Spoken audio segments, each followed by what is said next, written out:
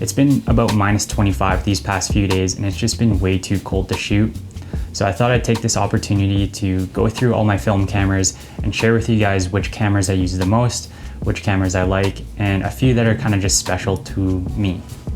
So the first one we'll start off with is the Canon AE1 program. This is the first film camera that I ever got. It was a gift for Christmas from my cousin back in like 2014.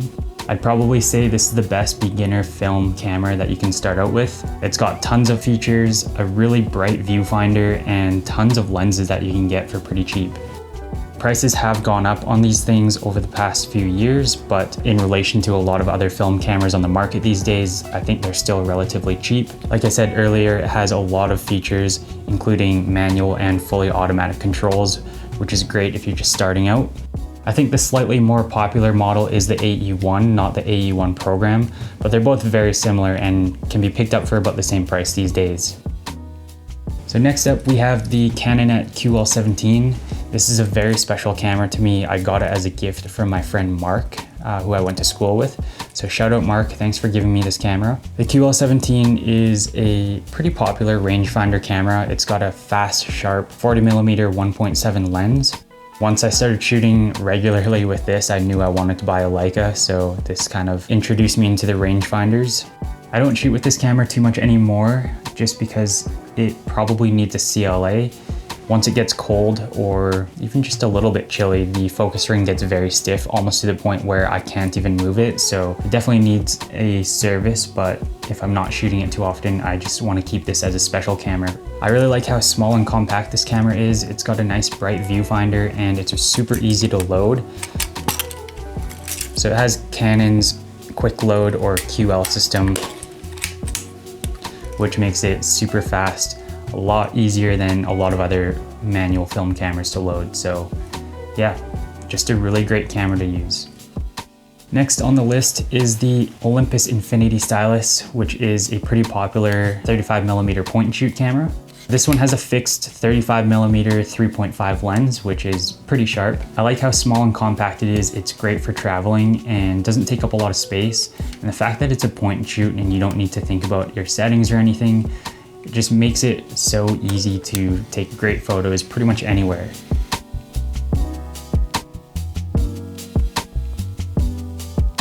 I picked this one up for about 20 bucks, I think, so pretty cheap. I did pick up a backup for about 20 bucks as well, which is the exact same camera, but this one has a date back, so you can actually imprint the date and time on your negatives, which is pretty cool. But the cooler thing is I bought another one. I don't think I'll actually use it. It's basically just a special camera that I think I'm gonna keep forever. And it's this guy here, which is also an Olympus Infinity Stylus, but it's brand new in the box. The price tag still says $169.99.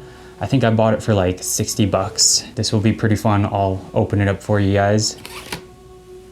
Comes in a nice red box.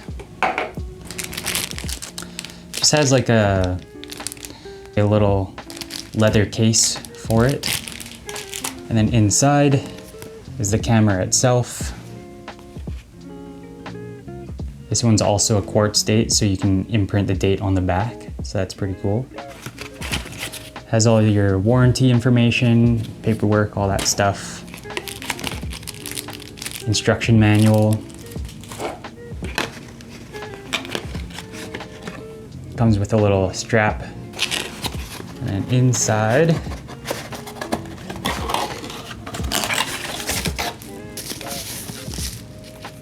is the camera.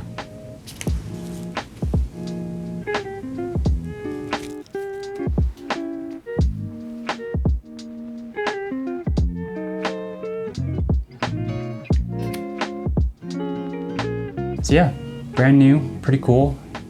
In the box. I had to dig this one out of the closet to show you guys, but yeah, this will kind of just be a camera that's in my collection. Next on the list for 35mm, I have two Nikon FM2s, one in the silver and one in the black. The one in the silver is actually in like mint condition. It's crazy how brand new this camera is. I don't even think the previous owner used it at all. I put a couple rolls through it when I first bought it, but I also picked up a black one, which I've been using a lot more. No preference really, I just picked them both up for pretty cheap. I got really lucky with both of these. I bought them separately, I think for maybe around 150 each with some other accessories, and then ended up selling those lenses and accessories, so I ended up only spending like $50 each on the bodies. I've always loved the film Nikon SLRs. They just feel like such nice cameras, well built and good quality. I've always wanted an f3, but I've just never been able to find one at a price that I want to pay. But $50 each for these cameras was an incredible deal, so I couldn't pass those up. The black FM2 is probably the 35mm camera I used the most before I bought my Leica. One of the best things about shooting with the Nikon film SLRs is the amount of lens choices you have. There are just so many options out there. I shot with like a 50mm, I had a 35mm, now I just sold those so I have 28. I shoot landscapes and portraits with these cameras. They're just so versatile. The FM2 will fire at all shutter speeds no matter what, even if you don't have batteries in the camera or if your batteries die. The batteries are strictly just for the light meter, so I have run out a couple times and just shot Sunny 16, but I know other cameras out there, they might only shoot at like 1/50th or 1/60th or 1/80th of a second, or they won't fire at all if they're fully electronic. Another good thing about fully mechanical cameras is they are probably easier to repair. So if something does go wrong, chances are there's a repair tech out there that has the knowledge to fix these. The last camera that I have for 35mm is my Leica M4P. I picked this up about 3 years ago, and ever since it's been my most shot and most favorite film camera out of all of them. The Leica has been a dream camera of mine for a long time, and ever since owning it, it always inspires me to pick it up and shoot pretty much anything.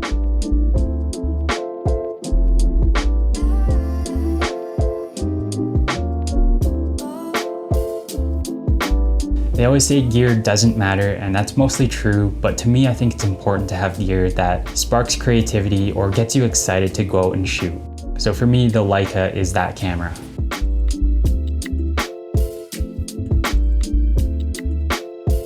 So next we're gonna jump into some medium format cameras.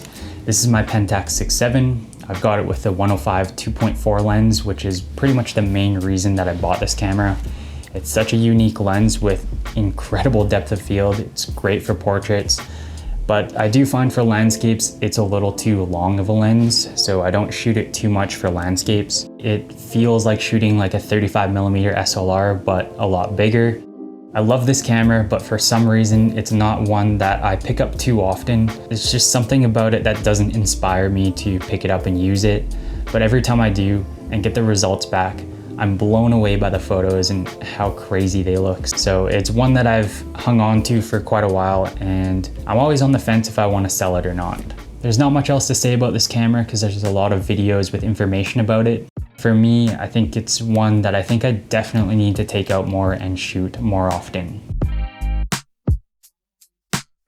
The next camera I have is the Mamiya RB67, which I picked up last year in the spring and used a lot for some portraits. I love this camera. This is so fun to shoot, but so heavy to carry around. It's kind of on like the complete opposite end of the spectrum for me compared to the Pentax 6.7. This one I have the 90mm 3.5 lens on it, which I like the focal length better than the 105 on the Pentax, but I like the depth of field that you get on the Pentax a lot more. So it's a bit of a trade-off.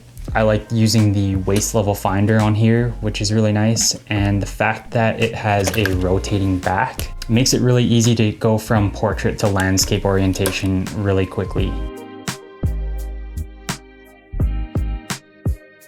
This camera, I also feel like I'm on the fence with, like the Pentax 6.7. It's such a big camera, but I don't find I shoot it too often because it's so large, and I don't want to have to travel around carrying so much weight with me. I will say, similar to the Pentax 6.7, because it's so big and heavy, I don't think I would take it traveling with me very often, which I haven't because it's so heavy. This camera mostly gets its use around the city and close to home. This next camera I have with me is the Yashica Mat 124G. This is a TLR camera, which is a twin lens reflex. I bought this before I bought my Hasselblad and got an incredible deal on it. I think I bought it for like 200 bucks. I've gotten some pretty good deals over the years on some cameras, and this is one of them. I haven't shot a ton on this camera, but the rolls that I did shoot on it, I got some of my favorite photos with. So maybe it's a camera that I'll have to take out a lot more this summer. It's a 6x6 camera and it's quite compact for the size of negative you get. The one thing about this camera I will say is the viewfinder is not very bright, which makes it a little bit harder to focus. It definitely does a lot better outside when there's a lot more light. I actually don't think the light meter works on this camera, so it doesn't really bother me because it's fully mechanical. That's not really an issue for me because I'll just use a handheld meter or use Sunny 16. But yeah, for 200 bucks, I couldn't pass up on this one. So on the topic of 6x6 cameras, the next one that I have is my Hasselblad 503 CX. I've made a video on this in the past, and I've also had my POV waist level viewfinder videos, which you can check out here. This has also been one of my most favorite and most used film cameras out of all of them that I have. I think if it ever came down to it and I could only choose one medium format and one 35mm camera, it would definitely come down to keeping the Hasselblad and the Leica.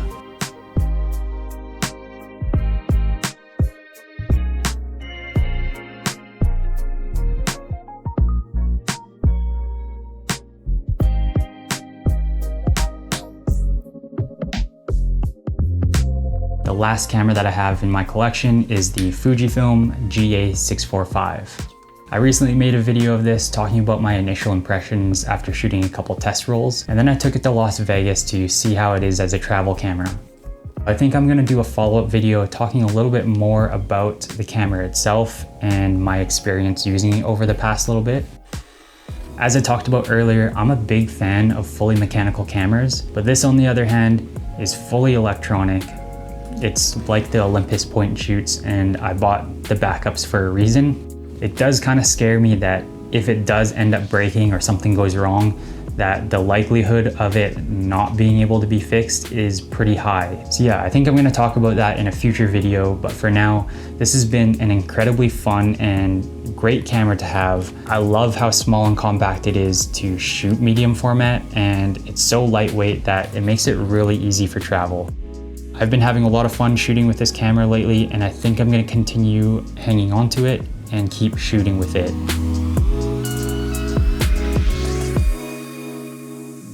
So there you have it. That is my entire film camera collection as of now. If you've also shot with any of the same film cameras, I'd love to hear your experience down in the comments below. I'd also love to hear if you have any film camera recommendations that you think I should try in the future. As always, thanks for watching, and I'll see you in the next video.